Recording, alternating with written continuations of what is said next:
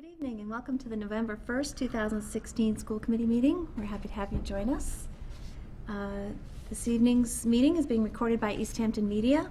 East Hampton Media channels 191, 192, and 193 is looking for volunteers. If anyone is interested in helping to tape city government meetings, please contact Kathy Lynch at 413-203-1360. And we'd like to thank Tim Riley for taping tonight's meeting for us. Superintendent Pollinsby, do you have some announcements for us? Yes, I do. The next regular school committee meetings are November 29th, December 13th, 2016, January 12th, and January 26th, 2017. The East Hampton High School Drama Club will hold this year's musical, The Wizard of Oz, on November 17th through 20th. The Strengthening Families program at Whitebrook Middle School began a 7-week program on October 6th. East Hampton Eagles football team will play Taconic in a tournament game at Taconic this Friday, November 4th. The Apple a Day 5K will be held on November 6th. The information and registration, information on times and registration information is on the district website. College Application Celebration Day is November 16th at East Hampton High School. The National Honor Society induction is November 22nd at East Hampton High School. The Thanksgiving football game against Northampton is at 10 o'clock at Whitebrook Middle School. Very good, thank you. I also just wanted to add, I learned today that the phone number for calling to reserve tickets for the Wizard of Oz musical that's happening at East Hampton High School, the phone number is 527-1163. If anyone wants to call that number, you reserve tickets and then you pay for them at the door at the event. So that number again for anyone who's interested is 527-1163. Thank you. Should be a great show. Okay, moving on. Correspondence. Marissa. There's no correspondence for this week. Okay. Gifts? I don't believe we have gifts either. Okay, very good. This brings us to the public speak portion of our meeting. Is anyone here that would like to speak to us as a committee? It doesn't appear as though there is anyone here to do that. So we will move on to our subcommittee reports. Finance Subcommittee. There is no report.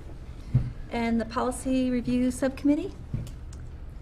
Yeah, sure. We had a number of things that we discussed when we met last week, or maybe 2 weeks ago now, on October 18th.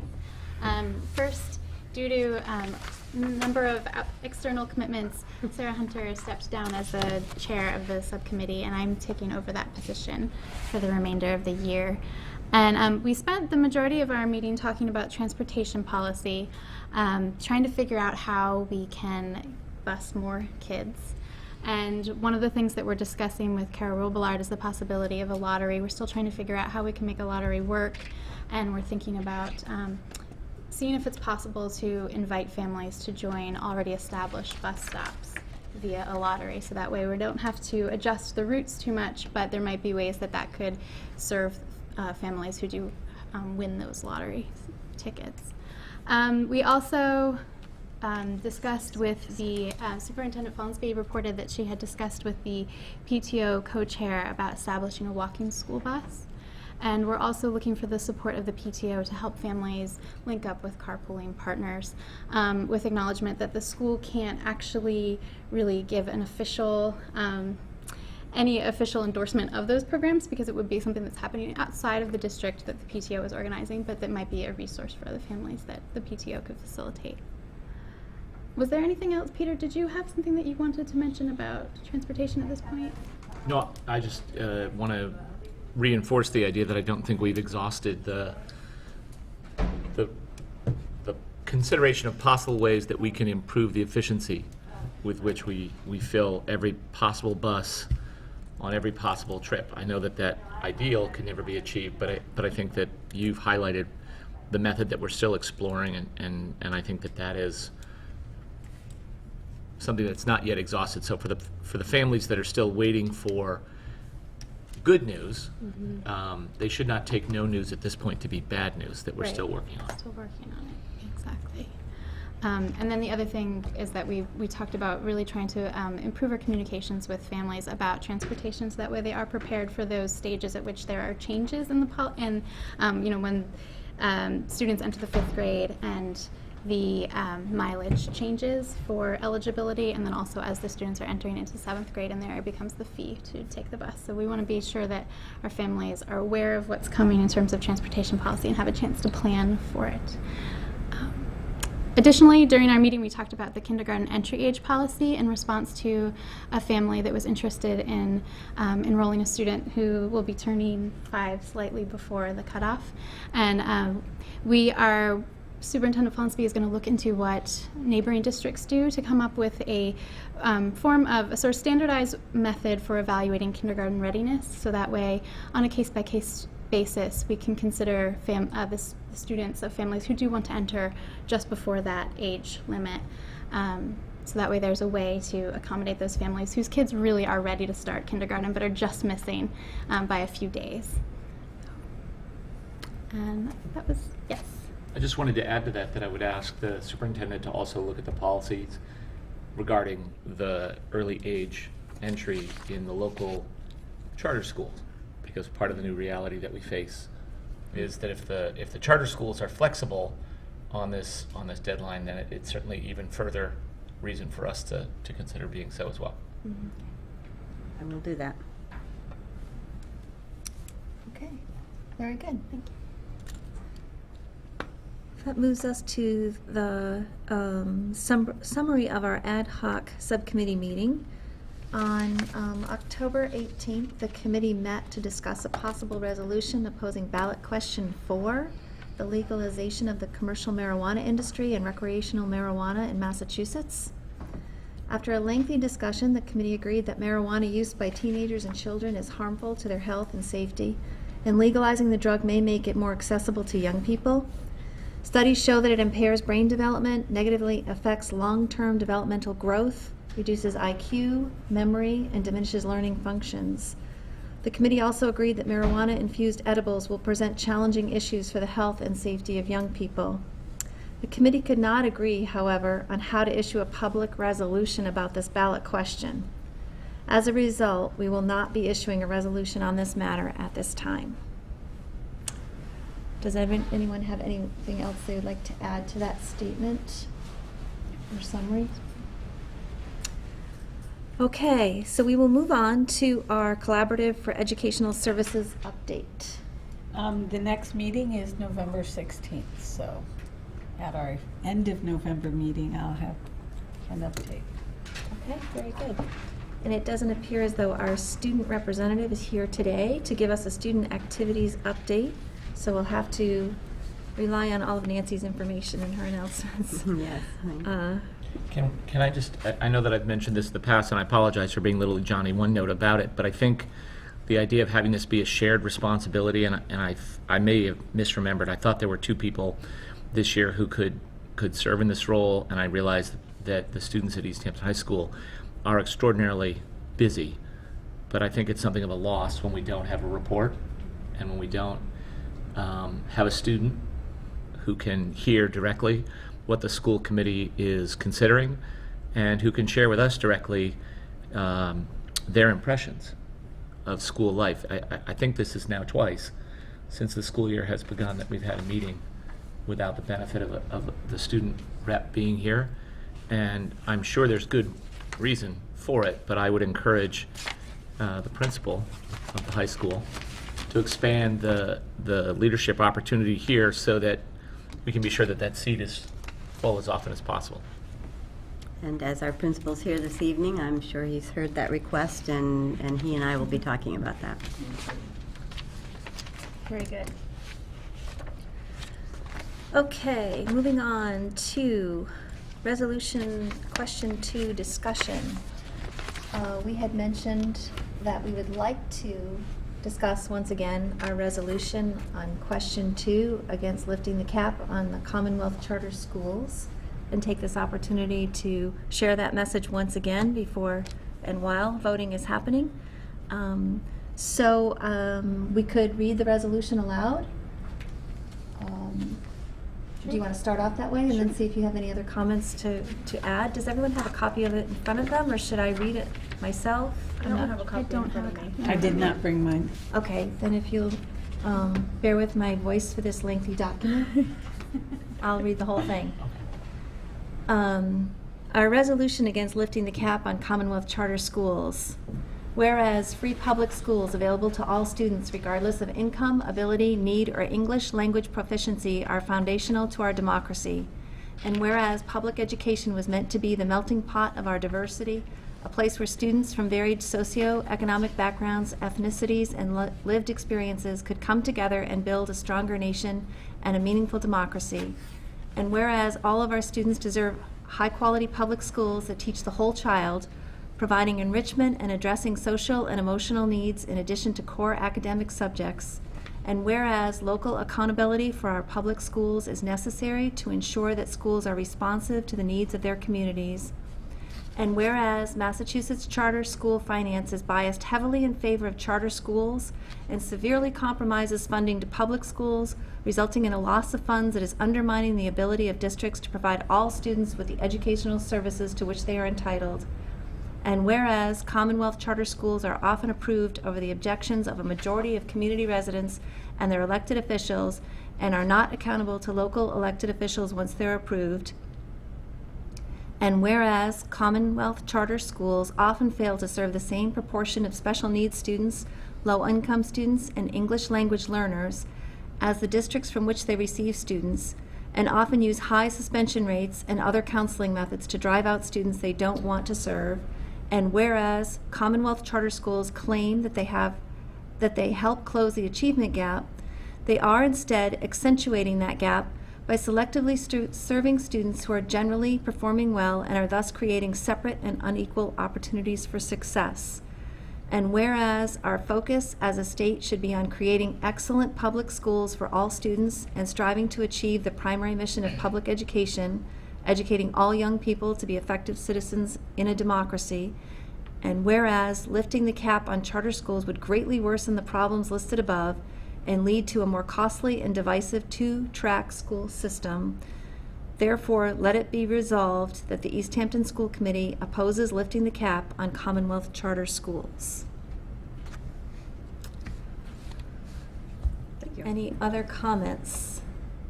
I'd like to just also, I mean, we didn't really talk about this in the resolution, but since we've been discussing it, I want to emphasize that, you know, if you have your kids enrolled in a charter school or there's a charter school in the area that you really like, that you want your kids to go to, you know, voting no on question 2 isn't necessarily voting against all charter schools. Like, you're voting no on changing the cap for charter schools in the Commonwealth. And I think what I've appreciated from a lot of folks that I know who support a specific charter school or who like the idea of charter schools is that many people can also say, but we're not ready to lift that cap because we haven't figured out a way to fund the schools that's equitable and that's fair to local districts. So I think, like, if you, just because you have your kid in a charter school or just because you like a charter school, it doesn't necessarily mean that you need to vote yes. Like, I think it's important for people to understand that you can vote no and you're not necessarily voting against all charter schools.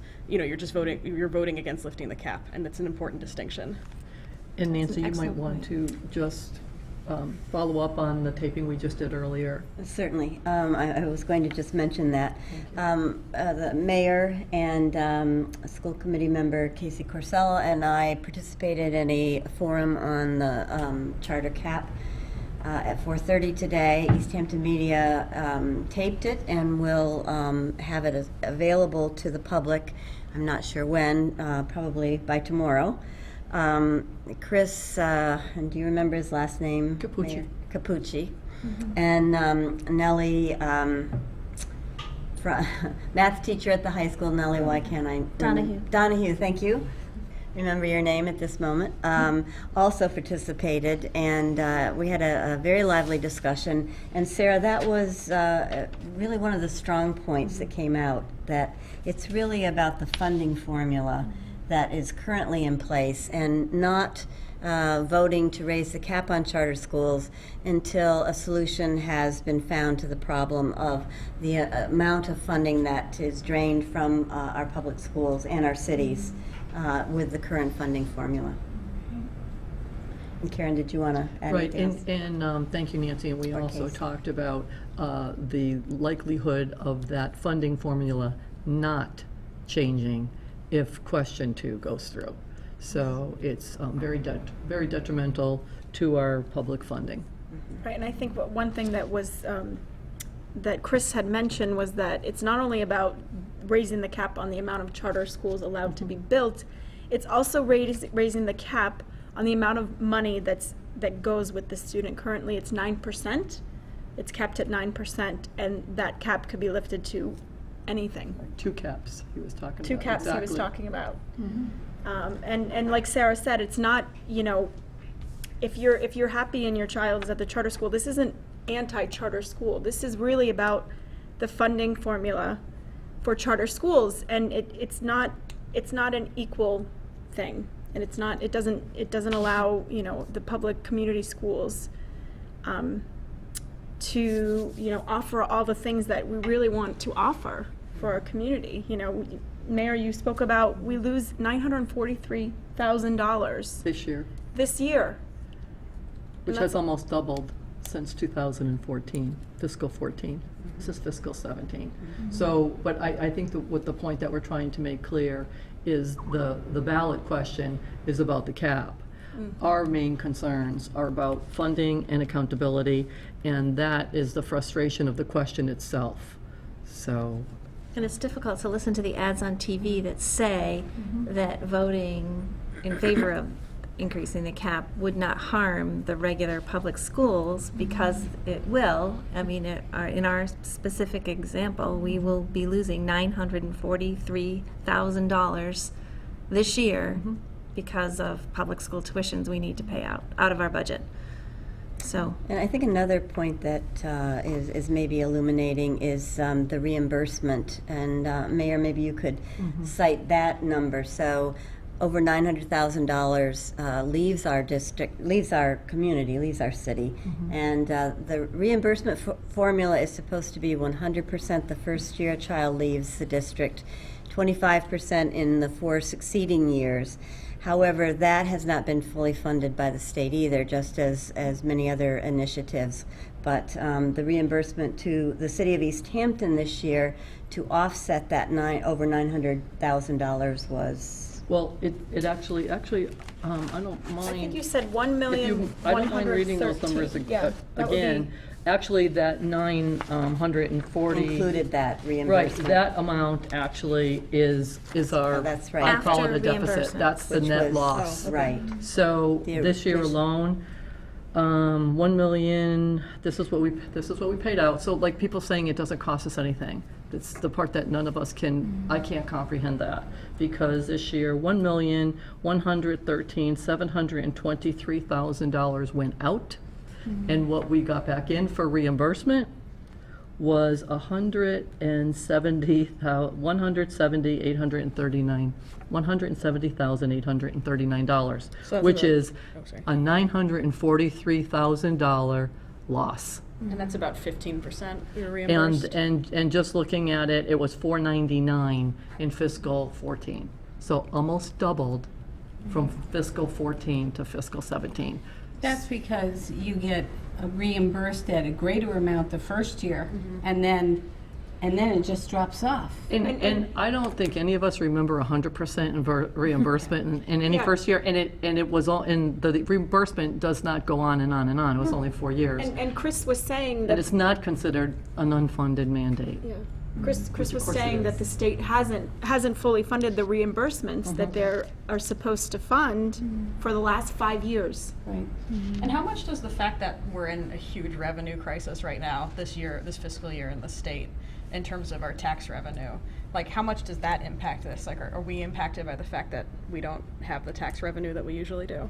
That has nothing to do with these figures. Okay, cool. I'm just wondering. This is what we receive from from the state for our budgets. Okay. And like the numbers go up, and as you can see, so does our net loss. So when people are saying it doesn't cost the district anything, I have no idea how they're saying that. Yeah, I mean, just to take a very tangible example, just since I was reporting on the transportation, we were talking about trying to reduce the mileage to bring more White Book students to the middle school. And if we reduce the mileage at all, there's an increase of charter families that we will have to bring all the way out to the industrial park on the edge of East Hampton, Northampton. And so we have to say no to our public school families because there's no way to be able to get the buses all the way out there and bring more public school kids to White Brook. And those So- are just some of the, like we talked about, those are just some of the hidden costs. Right. The 943 is pretty obvious. Right. But the hidden costs, taking real estate property off our tax roll, and you're talking about $3.2 million piece of real estate off the tax roll. You know, so there's so many other hidden costs that you don't see. And then Nancy had gone into detail about, you know, when you lose a student in each grade, you still have to supply the same amount of services to the rest of the students in there. So saying the money follows the student, I really don't get that. Not the Because cost, what's left behind Not the is, cost. is the loss of revenue, which is huge. Could I just emphasize one of the 2 points that you made? I mean, I think the financial argument is overwhelming. I think the accountability piece, as we highlighted at least once before, about public funds being spent absent direct public supervision is a second major concern. The concept of taxation without representation is well known in a long part of American political beliefs. I would, and I speak only for myself in this, go further, and that the system of subsidizing the deconstruction of the public school system, which, make no mistake, if the theory is that more is better, and that the charter school model is working, which is what its advocates would have you believe, the logical extension of that is to ultimately entirely replace the public school system as we know it and as it is operated for an extended period of time in the Commonwealth for 170 years, serving well our students, and beyond, you know, whatever the educational merits may be. And I think there's reason to dispute some of the claims that are made about the better results that charter schools produce when they're compared with the schools in the valley that the students depart. I think there's something fundamentally unprincipled about the idea that we can take away institutions that define community. The public school system is the single entity that creates an intersection for the largest percentage of the population in any town. The public school is the place where the single largest percentage of people gather with a shared interest and a common commitment to the future. And this question and the broader charter school movement are dedicated to eradicating that. Right. And it seems, you know, and the governor I know has traveled to New York to speak with advocates of charter schooling there. And in all of the addresses that he has made, I have yet to hear him effectively respond to the concern that people feel about the loss of public schooling. There are parochial schools and traditional private schools that educate an exceptionally small percentage of the population of students, and for which families pay. Mm-hmm. The state here is subsidizing a massive increase and exodus from the public schools without a clear sense of what institutions or what, for lack of a better term, what will be the social glue that holds communities together in the absence of their public schools. And I think that part of the argument, while the financial piece and the accountability piece are probably more practical and more compelling in the short run, I think the concern runs deeper, that the advocates of this have not thought it all the way through. The fact that families go to upteen different restaurants when they go out to eat, whether they're going to, you know, the local fast food chains or local restaurants, using that model of the competitive marketplace for something as central to community life as schooling is just a flawed leap. And I think that people who are thinking about question 2 should consider not just the financial and the political accountability issues, but also the long-term impact on the community well-being. Yeah. I'm glad you brought up accountability too. because I mean, in a certain way, it seems like this question is asking voters to vote away their right and their ability to have a voice in how their money gets spent and how the education system is operating in their local community. The more that we increase charter presence, the less people have any say over what happens in those schools and how those schools function in your hometown. And so whether you have children in the school or whether you're just a taxpayer living in this community, if we give that power of a right to be able to elect representatives and come to public speak and hold the district accountable, you give that away when we shift our education out of the public districts and into these privately managed sort of quasi-public institutions that are charter schools. And I love what Sarah, said about you don't have the idea that, if I send my child to charter school, I can't vote no on 2. But you really can, because we haven't hit the cap. That's right. There's still potential already without lifting the cap for a number of charter schools. They simply haven't been created yet. So the idea that we're going to need to lift the cap, it implies that there's already a shortage. And, the misleading advertisements about the number of kids who are waiting to get in implies that, somehow they're already held back. But there's actually a potential right now for more charter schools. There's no need to lift this cap. That's We very haven't hit true. it yet. Those schools would be accountable to the public, though, the ones that have not been exhausted. Is that how it works? No, I think even Right. in the charter schools, not the, are you talking about the Horace Mann Right. schools? Even in charter schools, there was something like the cap is 121. It's 120, Right. and it's 120, and we presently have 81. Right. But lifting the cap is up to another 12 every year without end, with no end. Yeah. So, And I agree with Peter, it's really a movement to abolish public school. And there are just so many reasons that we need to get behind public schools. Equitable services is really important. We have a really unfair imbalance of representation for ELL and special needs students in charter schools. Public schools take everybody, and they service everybody. There is a vast difference between that and a charter school, which gets to be selective. And even though they will say, we accept ELL students and special needs, if you look at the numbers and the percentage and you compare each school to districts, there is a vast difference between the amount of services a public school gives and the number of students being serviced within a charter school. Nancy, So it's just not equitable. Superintendent Follinsby, I think you had an important number. It was something like out of the 97 students that we have, 7 have an IEP. That was for special education. special Of the education. 97 students who left our schools to go to charter schools between 2012 and 2015, the number who had IEPs was 7.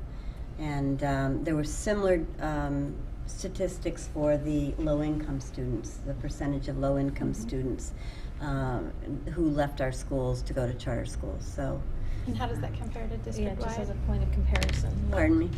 How does that compare to the students remaining in the district? Just as a About the comparison? same percentage of students with low income leaving. So I think, again, it was 97 students left for charters between 2012 and 2015, and I think maybe it was 9 students. I don't have my data in But front of me. how many But per how in the district? Like, if there were 97 just random students in the district, how many of them would have IEPs of who haven't left for charters? Like, what's the percentage? 17%, about 17%. What percentage are low income? Off the top of my head, I think it was around 30, Yeah, I was going to say that. 30%, It's 30.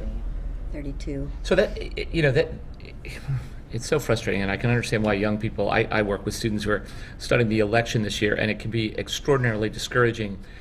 But I do think that if you can get people to keep their eye on sort of the factual evidence, right? If the percentage of students who are low income and on IEPs who are leaving East Hampton to take advantage of the charters are in single digits, and the percentage of students in the community as a whole in those two categories are in double digits, it shows the lie.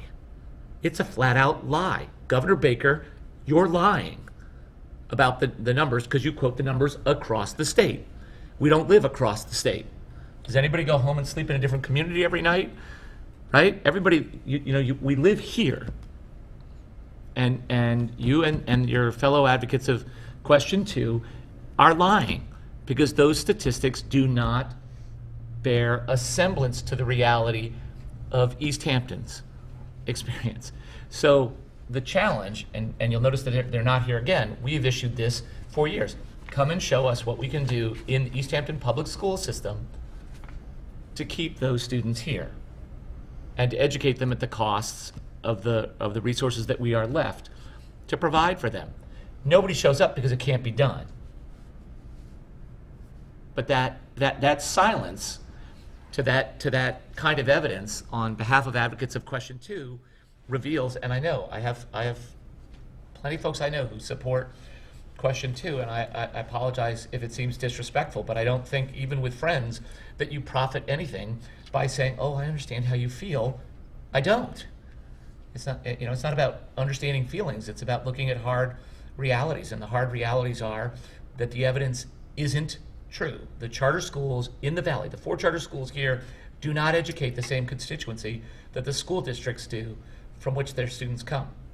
They are, in effect, cherry picking and taking advantage of that to then tout higher test scores. You don't have to be good at rocket surgery to know why that's the case. I guess the last thing that really drives me crazy is that over the years, our budgets have become so much tighter. We're working every school. If you look across Massachusetts, there are so many schools that have had to cut their budgets. We're working with so many less dollars that the idea that we just should lose more is just going to impact our students at a greater extent, and we really can't afford that. We need to bring dollars back into our school systems. We need to pump money into our youth and our youth's education so that they can be productive citizens and earn a living in these hard economic times. And we just can't afford to keep losing money year after year when there's not a need to. Let's put the money back into the school system, back into public education that services everybody.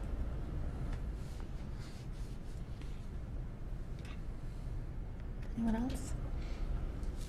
We could probably Okay. talk all night about it. I know. Good. I know. I think we all feel very passionately Right. about this topic, and Well, I also just wanted to point out one thing as well that we spoke about at the forum is just how politicized it is in the spending. Like we're being no on 2 is being outspent 2 to 1.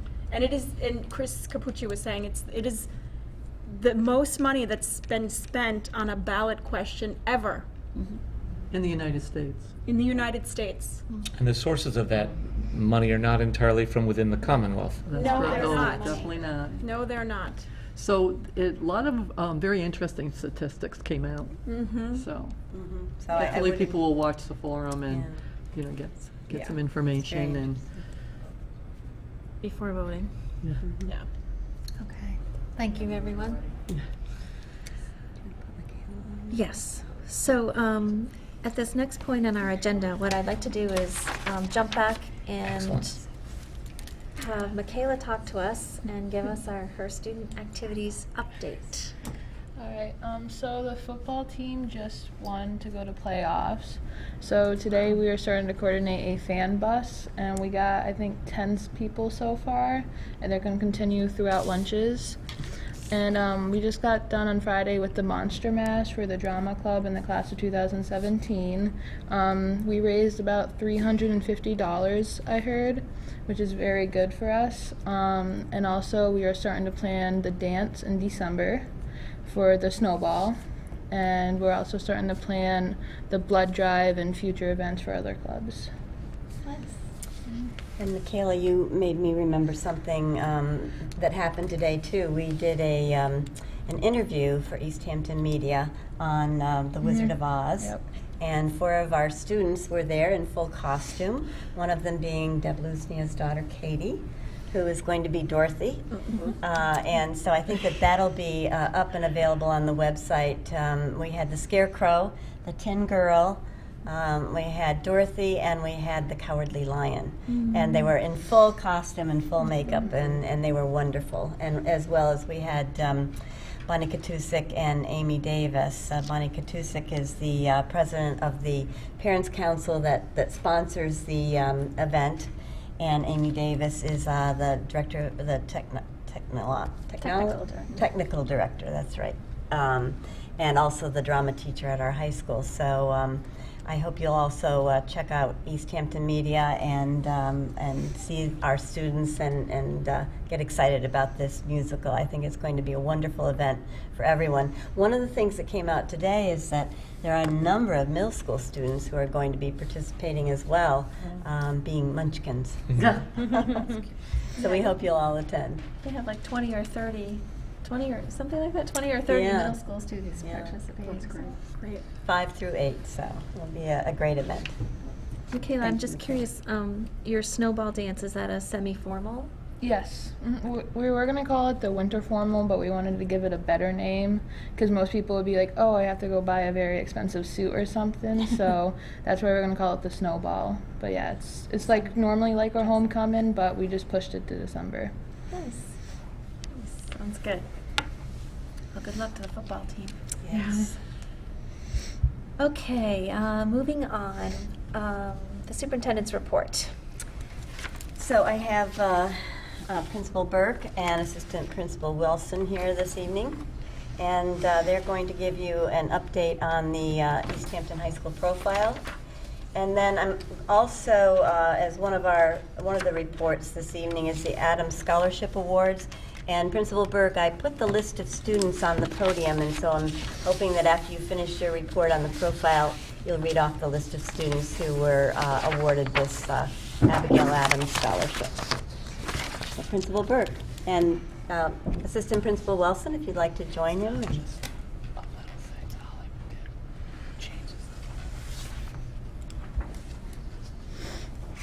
Good evening. Good evening. I believe we sent out the school profile so that all you have had it in a your chance to packets. reference it. Do you want me to go through some of the important facts on it, or did you have questions? Why don't you go through what you think is important, give a little overview, and then we'll see what kind of questions there are. A lot of this is repetitive from last year, but obviously we are still accredited by the Massachusetts State Department of Education and NEAS, which is the New England Association of College and Secondary Schools. We participate in a lot of school memberships, including, as talked about, National Honor Society, which I also wanted to throw out there. We don't just have the blood drive, we have the induction coming up very soon, too. We also have the National School Counselors Association, which one of our counselors is very highly involved in. So we get a lot of good feedback through that association as well.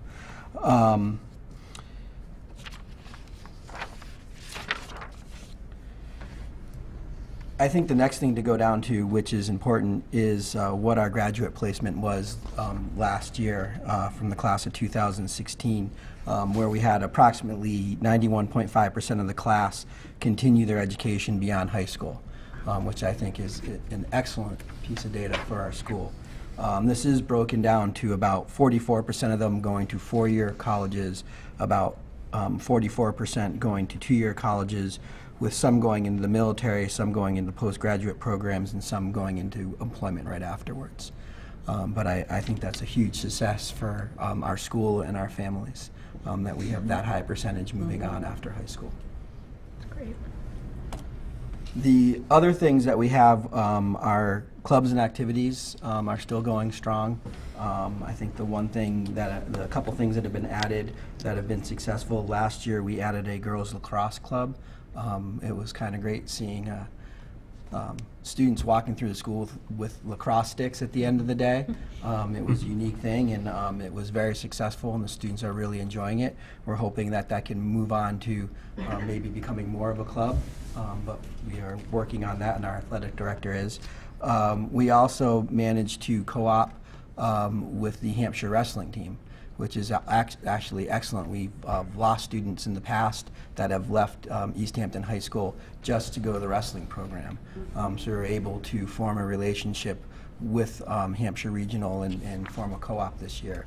And we do have some students who are interested. And actually just went up on our website. We have there is a meeting, I believe it's November 16th at Hampshire Regional regarding the wrestling co-op.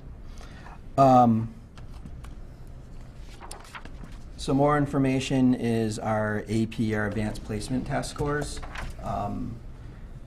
We still have an amazing amount of students. We had the most amount of students taking AP exams. We had 209 exams that were taken in our school last year, which is great. When you look across and you look at the number of exams with the 3, 4, or 5, I think one of the things to look at across all of it is that number-wise, we have from 2013, 83 to 2013, 96 to 88 to 88. Those are the amount of students that have actually scored a 3 or better in taking a test. And sometimes when you look at the numbers, they're deceiving as far as, you know, maybe you had less with the score of 5 or more with the score of 3. And you look at percentage-wise, we have usually between 40 to 50% of our students scoring a 3 or better on those test scores, which is pretty good as far as an average goes. Yes. Yeah, I just wanted to emphasize, in case anyone's looking closely at that data and is concerned about what is here, I think the striking statistic is the percentage of students who are taking the exams. And the number of students who are enrolled.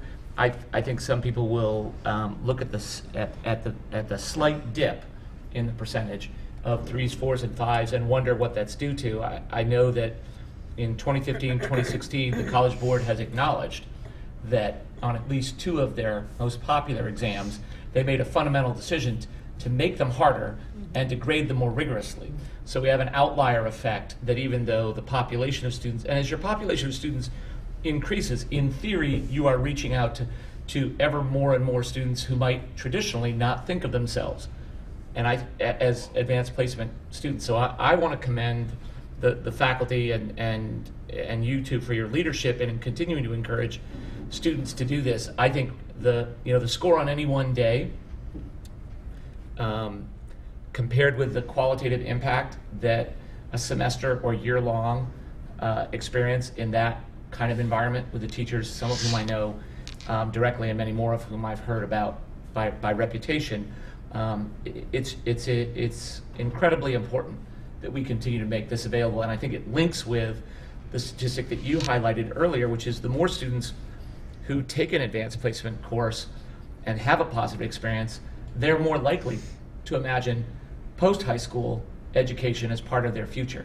And so I think the work that you're doing in the advanced placement program, and that these numbers should not obscure this, is really, there's a cause and effect between 2 different sets of data that you're putting here, and the line may not be crystal clear, so I want to underscore it for public attention, that when students take these courses and interact in these environments, they are more likely to aspire to better careers and to more pursuit of higher education.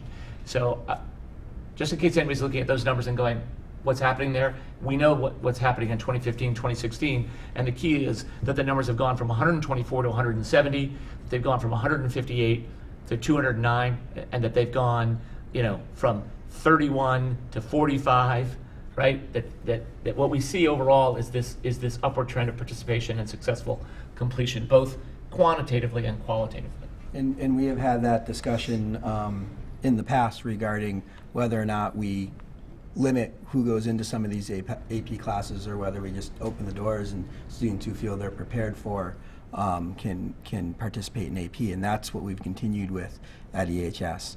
And because a lot of the reasons you stated, and also because the data shows that any student taking an AP class, no matter how successful they are on the test itself, are going to do better on college level courses when they get into a college, which is really important. Yeah, I apologize. I realize I'm re-emphasizing this, but one of the ways you can create really good numbers is to close the door and to put up really high walls and to create barriers so that only a small select population, this goes back to what we were talking before about charter schools.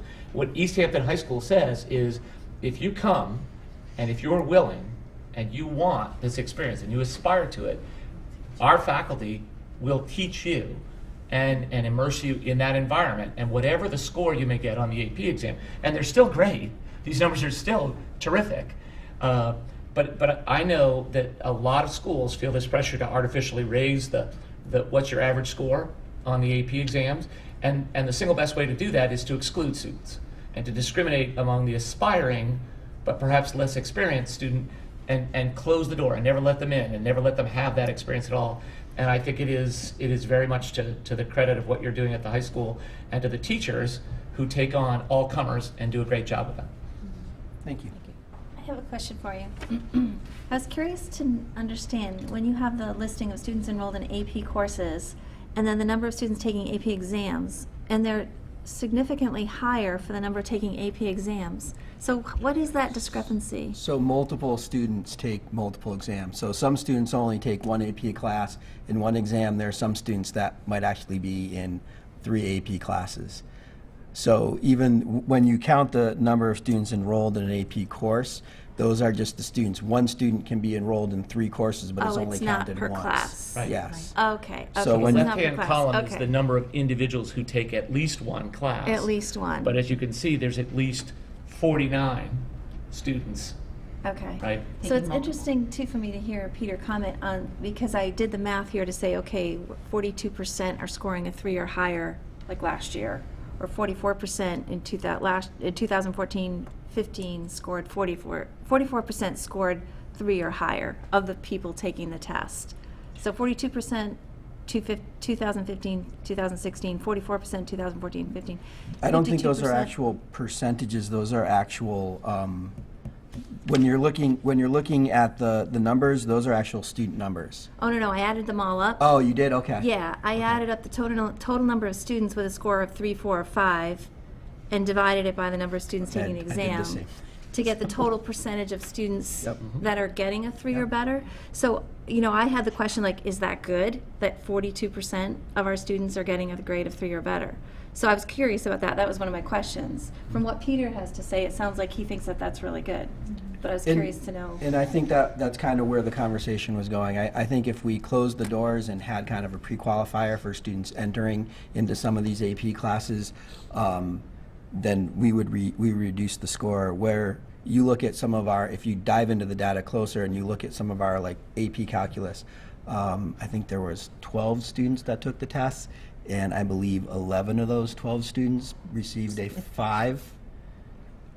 So you look at those classes, and those classes kind of pre-select as is, just because of the difficultiness of the class. If you go and look at our 11th and 12th grade AP classes that are English classes, those classes don't pre-select. Instead, a lot of students want to take those classes because the teachers in those classes are so good, they want to actually be part of those classes.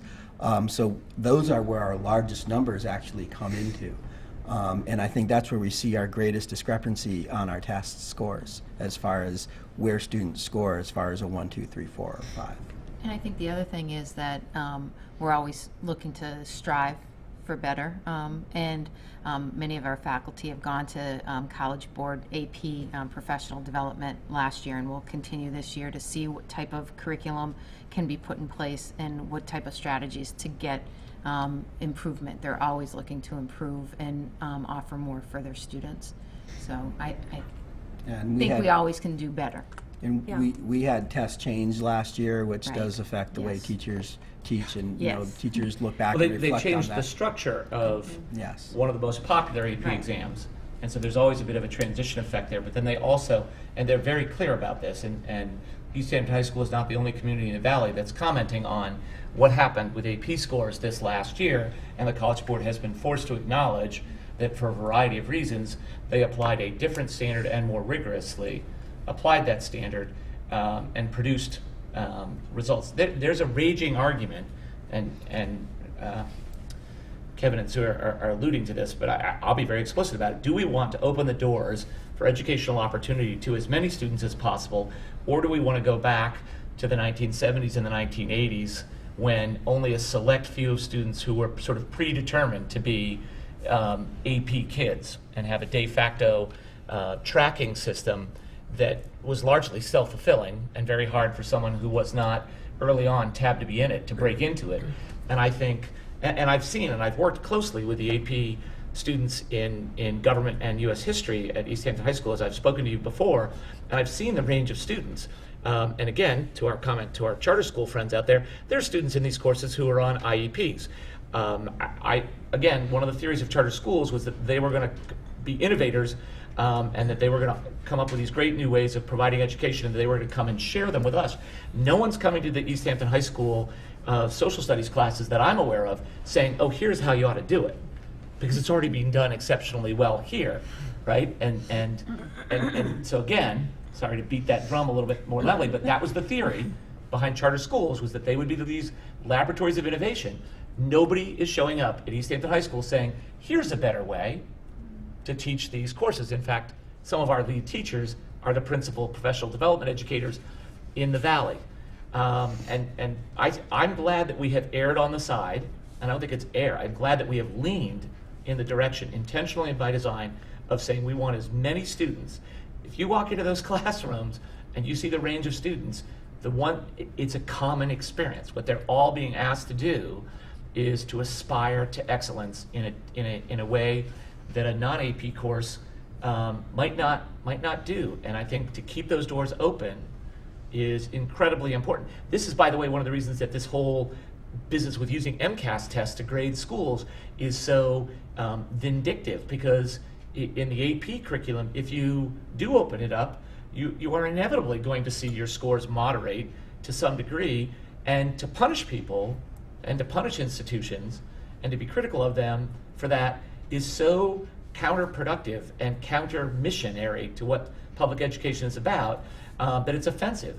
And so I think it's terrific that the number of students who are taking this, we could do a whole bunch of things if we were only worried about the numbers. I think the first two columns matter more than anything else, because the experience that the students have in those courses is so phenomenally important that we want to encourage all of our students to take advantage of. And to add one more thing too, we're not just going on that encouraging level where we're opening the doors for students that want to take it. We're also, if you go in, and this was approved by the school committee, every student that takes an AP class has to take the test. So we don't have an opt-out policy as far as, I just want to take the class because I like the teacher and I want the experience. Every student is held to that level of expectation of going in there and doing well on that test, which I think raises the bar and the expectation for the students that we have, which also there are plays a role schools in that this. allow for opt-out, which again cooks the data. Right? There's lies, damn lies, and statistics in descending order. Well, there's a benefit to trying to meet that challenge. There's a benefit to taking an AP course and doing the best you can with that exam. So I really like the idea. That as many kids as possible are taking it, but that we're also holding them to, try to hit that bar. That was the premise of the grant that we had 6 to 8 years ago. Peter, maybe you remember that one. Right, with the MIMSI MIMSI grant. Right. Which was wonderful opportunity for us to expand our AP programs, and that was exactly the intent behind the funds that were given to us, that we would expand the opportunities to more students. And so we've kept with that same philosophy of giving as many students as possible an opportunity to take the AP exams. And thank you, Peter, for being so eloquent in talking about that, because I know you have great experience with it as well. It's just a terrific component, and since we're in this competitive marketplace, any of you out there who are considering charter school education or school choice. Look at the courses that are on offer here in East Hampton, and come sit in a classroom. I guarantee that any parent who is interested in a valuable educational experience, who sits in an AP U.S. History or an AP U.S. Government class, those are the two that I've sat in, and can speak to this directly, is going to walk out of the room thinking, this is the place to be. And I wish I had been there when I was a student. That's what we strive for. Any other questions on the AP data? It also has our SAT and ACT scores. I don't know if there are questions. I was surprised to see that only 44% of the class actually took the SATs.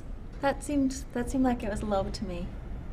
Well, it kind of fits in with our college data as far as we have about 44% of them moving on to a four-year school.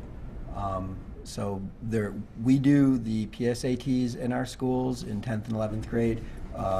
We used to offer PSAT testing, but it's really up to the student and the family to decide to send their student off to take the SATs. We do encourage it.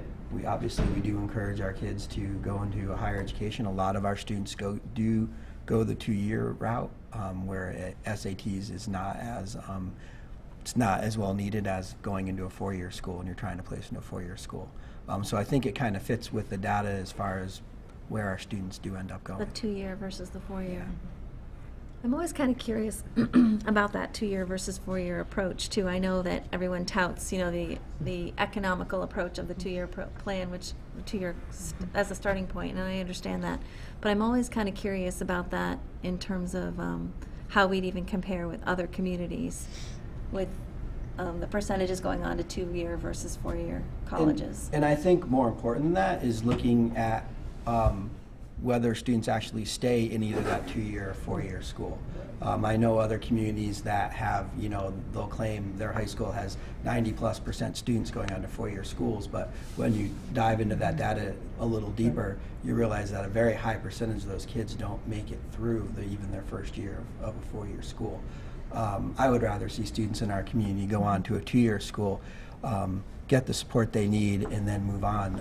And with some of the matriculation agreements that we have with UMass, as far as that the community colleges have, there are ways for these students to go right in and be accepted if they do well in a 2-year school. That pathway seems to have opened up, and our guidance department has really worked at making that pathway even more known and as more of an option for them. And even we've been working with Hoyle Community to come and speak to our students and have an option here for the spring semester. So students that do well at a community college can gain automatic acceptance to transfer to a 4-year state school. Correct. That's excellent. Well, all the credits are accepted. And they're all accepted. Yeah, That's great. It's the credits that are accepted. But you touched on... But the student as well. Mm-hmm, right. But That's amazing. That's wonderful. And you touched on something that has been kind of trendy lately because of the exorbitant prices of education, that a lot of students, even though they plan on going to a 4-year college, will go and knock off the core at a community college the first 2 years, even with the intention of what college they want to go to after that, just to save it or to flesh out what they and want. then where they graduate from, when they get their degree, their bachelor's, it's from the 4-year college. So just a lot of times it's really just to save a little bit of, it saves a lot. It saves a lot the first 2 years. It might be helpful if I could just make the suggestion, Principal Burke, that because a number of students elect to take the ACT instead of the SAT, that if you could in the future perhaps break out the numbers. I know that there are some students who are counseled to take both and to see which is better. It may be that it's 44% for each, but you might find in that data also some of what our chair is addressing. If we just were to provide that sort of consistent statistical data there, then that might help inform people who have the same question. That leads me to another question. On the SATs, Did the scoring change for the class of 2016? Is the scoring different? It's a different test this year, correct? You can go ahead. Oh, so they did change the scoring as far as I think as far as they actually graded some of the tests, because they changed some of the PSATs and how they did it. I'm not as quite sure on the SATs on the scoring, because we don't work with administrating the SATs, so I'm not exactly sure how those were changed. I know that the PSATs have been changed per grade level and when they're actually given in some of the tests. How the SATs were changed, I know there was scoring changes, but I can't speak on how they were actually changed. Okay. Because I was under the impression that the test changed and the scoring changed, the whole way they score things changed so that they mean different things, so that it would be hard to compare, scores from previous years Yeah. to what's happening now. Well, they've given us the data so we could actually put this on here. So if they've changed the scorings to what they're giving out to students, we're still able to access it through the College Board and kind of compare So it to this is past years. translated into language where we can make that comparison from year to Yeah, year. I mean, when we go into it, the College Board provides us with all that information. Like I said, we can actually dive into the PSAT data and look at our students more specifically. We can't do that on the SATs. We don't have that option.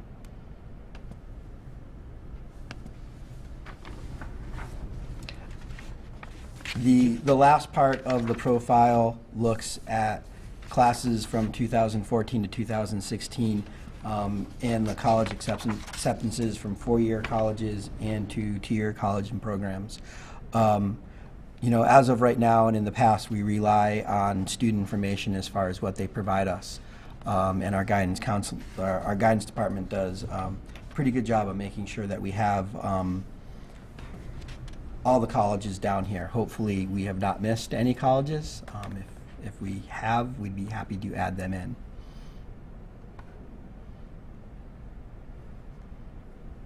We've talked about this before. This document is largely used, or one principal use of it is to communicate a description of the school with a college application, right? And I think that a lot of this information is designed to situate the particular applicant relative or contextualize that person. I think that one other suggestion that I would make is that, given that is so often the case, I think we sort of undersell the course offerings, and there is a discussion of the advanced placement courses, and I was trying to see, I looked at it before tonight's meeting, and now I'm having a hard time going back to it electronically. It starts with the program of studies. It talks about the type of courses, the Right. advanced, the AP courses, the honors, the academics. Right, I guess, where was I? Oh, well, yes, I apologize, it's right there in the very opening, when you talk about high-interest, personalized, and diverse course offerings. I applaud the emphasis on computer programming, multimedia design, world languages, calculus, forensics, fine arts. There's a department that's missing from that list.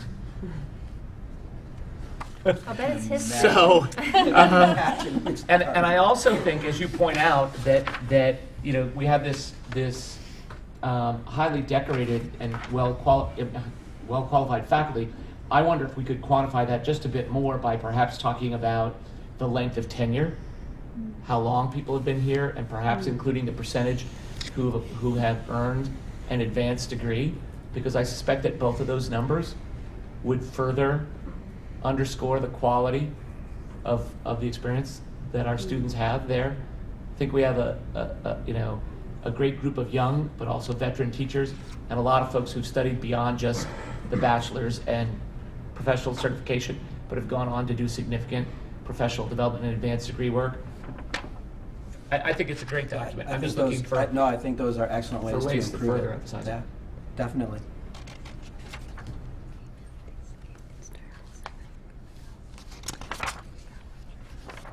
I think we do that with 2014. Well, I'd just like to say, I think we have a phenomenal high school, absolutely phenomenal high school, and great leadership, great kids, and wonderful teachers, faculty, staff. And I personally could not be more proud of East Hampton High School and all of the people involved. Thank you. Especially having two daughters who've been at the high school. They're having and had a great experience. We're very proud of our high school and proud of our administrators and our faculty. We have an extraordinary faculty. It's the students in the community that make it that way. So. Yeah. Can I just digress and just tell one little story? One little heartwarming story. I just have to say, probably seems trivial to everyone, but it just popped into my head and I want to share it. Speaking of our faculty and how caring and dedicated they are, it's really extraordinary on every level. But I just tell this one story that my daughter told me when they had to evacuate the building one day last week, and it was very, very cold outside. And we had this teacher who had on, my daughter's teacher had on a sweater and a jacket and whatever in her classroom. She just was dressed in all these layers. And she took off all of her layers and gave them to all the kids and wanted to make sure they were all warm and was so concerned about them all being warm. And she stood there in a little shirt and gave all her layers that she was wearing inside to all of her students, and was just the most caring, loving person, and she is throughout her day-to-day life at the school anyway. I've noticed that myself, and both my daughters always commented on that. And anyway, I just that's Miss McDonald, and I just wanted to say one little small story about how touching and how much they care about their students. It matters. Yeah, and their learning. And I think your vignette is true of all of our faculty. Right. Really. Right. Wonderful. Anyway. Thank you. Any other questions on the profile? So I've asked. The Adams Scholar? Yes, so that's what I was going to sorry. go to next. Oh, sorry, I apologize. I didn't forget. I've asked Principal Burke and Assistant Principal Wilson if they would read off the names of the students who've received the Adams Scholarship letters. They just came in the mail this week. We're very proud of this. Maybe talk a little bit about the scholarship and then who in our class have Absolutely. awarded one. I'm happy to read off the names. Do you want to talk about this is if you get it advanced? Yeah, Right. these are for students who score advanced on the MCAS. So these are students who are recognized by the state for achieving well in academics on the MCAS standardized test. Right. So the class of 2017, the students who received the Adams Scholarship letters, I'm going to read them off. Very proud of them. And Haley Bard, Madison Bates, Daniel Callahan, Nikisha Carter, Allison Christopher, Sylvia Siborowski, Frank Cole, Zachary Crisafulli, Rachel Emerson, Drew Fox, Francis Furman, Samantha Garcia, Michaela Gerton, our own representative, Michaela. Andy Hall, Veronica Hing, Logan Hunt, Rachel Lambert, Patrick Leszkowski, Tess McCallum, Angela Nardi, Dylan Nelson, Savannah Ouimet, Callie Paulin, Megan Payan, Isabel Poirier, Ella Smith, Olivia Stoddard, Jacob Thayer, Jade Velasquez, Hannah Vescovi, and Karina Volpe. Congratulations. Congratulations to all. And all those students' letters were sent home to the families. And those can be used to, those letters, they can duplicate those letters and use those when they apply for colleges. Excellent. Excellent. We're very proud of them. Yes. Okay, thank you both for your report this evening. Thank you. I'm sorry, one last question. You have guests We visiting? do yes, have it guests, yes. We have two guests from the Netherlands. They are visiting. They are teachers who have come over. This is the second year we've done this. This has been arranged by our social studies department for 2 straight years in a row. They are here through Tuesday. Through Thursday? through tomorrow as Yeah. Fulbright scholars. Wednesday. They and a group of, I want to say 20-odd other Fulbright scholars are in the area.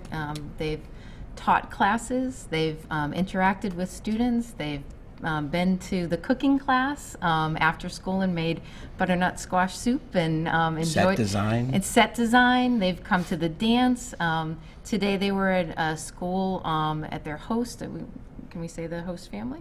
Yes. The Crab family. One of our seniors from our Chloe Crab was a class of 2016, and Quentin Crab is at our high school, and they're hosting both of those teachers from the Netherlands. They have infused this breath of fresh air and diversity and relationship building between the Netherlands and East Hampton, and they are just so, as Superintendent Follansby and the mayor can and Deb Luzniak can testify, they just are so taken by our district and by our high school. And tomorrow they'll be at the middle school and at Williston, seeing different options of teaching in the area. But they have just been so thrilled by our students and by our process, and we in turn, they did a presentation to us yesterday, we in turn have learned a lot about education in the Netherlands, which has been very useful to our faculty and to us. Yeah. And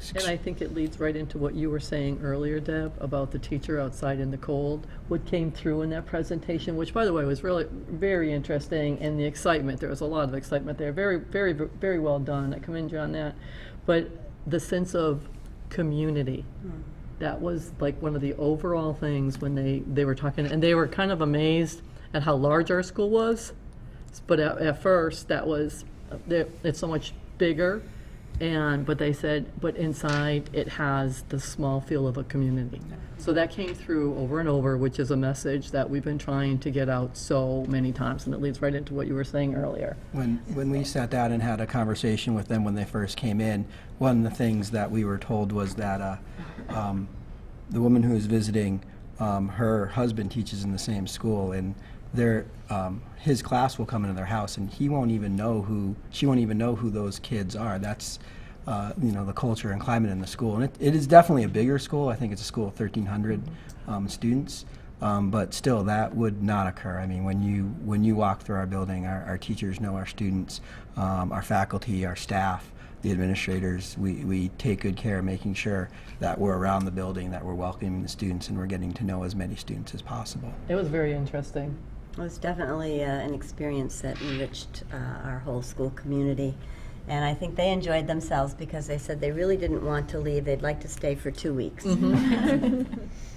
the pair of faculty who visited last year, I had the opportunity to meet, and I'll meet these folks tomorrow, and I remember them speaking so highly and talking about the interaction that they had with the faculty, both at the high school, and they'll see middle school Tomorrow, as well tomorrow. And I think, again, this is the kind of opportunity that's a byproduct of the efforts of our staff, and not just the person who initiates. It's great to issue an invitation. The success of the endeavor hinges on everyone embracing the opportunity, and I think the faculty throughout the school system embrace the opportunity to meet with these visitors, to invite them into their classes, to share with them their experience, and to listen and learn from each other. And I think that, again, testifies to the strength and quality of what we have on offer here in East Hampton. I'll add to that, I think it's the community in the whole that embraces them, so, Yes, which I think is correct. important. I just look when the opportunity is reversed and we can go visit there, but, and I'm sure some of our teachers are looking forward to that reversed opportunity. Break out the orange, right? We'll wear orange on our way over. That's right. Thank you very Thank much. you. Thank you you. very much. for being here. Okay, So, moving on. Next on the agenda, we have warrants and payroll. right, so a motion to approve the school committee meeting minutes for the regular meeting of October 11th, 2016. I would like to request a change here. Under the resolution. Yep. It currently reads, Mr. Gunn expresses concerns on ballot question 2, charter schools, and reminded the public the school committee voted to adopt the resolution lifting the cap against, we need the Right. word against, lifting the cap on Commonwealth charter schools. Oh, right. I thought it was opposing, but I got you. Any objections to that friendly amendment? Okay, that's all I had to say about that before we approve it. Okay. Any other comments on the agenda? Okay, is there a motion to approve? Oh, yeah, I made a motion to approve, sorry. Oh, you did? I did. Oh, is there a second? I'm sorry. All those in favor with the amendment? Thank you. Motion passes. Okay. Okay, warrants and payroll we'll do next. Sure. Jeekers. I remember how to do this. I do. I know, go for the pink. That was last month, but we can do it again this month. I move to approve the school payroll dated 27 October 2016 in the amount of $473,151.07. There's a motion. Is there a second? Second. Okay. The motion has been seconded to approve the school payroll dated October 27th, 2016 in the amount of $473,151.07. All those in favor? Aye. Motion passes. Motion, I move to approve the accounts payable authorization for payment dated 27 October 2016 in the amount of $177,576.55. Oh, that's neat. She spells it all out for you. Is there a second? Second. There's a motion, it's been seconded to approve accounts payable authorization for payment dated October 27th, 2016 in the amount of $177,576.55. All those in favor? Motion passes. I think that's it. Okay, next on the agenda, we have discussed having Peter Gunn take over the role of school committee secretary since Marissa Carreri took over the role of chairperson of the policy subcommittee. So in an attempt to not overburden Marissa, we're trying to spread out the workload, and Peter has offered to assume the job of secretary. Is there any discussion? Would someone like to make a motion to approve that change? Motion to approve the change from Marissa as secretary to Peter Gunn. Second. There's a motion, it's been seconded to appoint Peter Gunn as secretary of the school committee. All those in favor? Motion passes. Motion to approve, do we also need to make a motion to approve the change in the leadership? We made an announcement about it, of the subcommittee. We already did. They already did Great, that okay, right, that's what, I at the apologize. subcommittee. Right, we did it there. Okay, so motion to approve the out-of-state field trip request to High Meadow in Granby on the 30th of May. We are way ahead here in our Yeah. planning. Second. Oh, to think of May 30th today. Okay. It's a senior class trip that occurs after the students have completed their final exams and while they await the blessed day of their graduation. There's a motion to approve, and it's been seconded. All those in favor? Motion passes. Motion to adjourn? All those in favor? Thank you very much.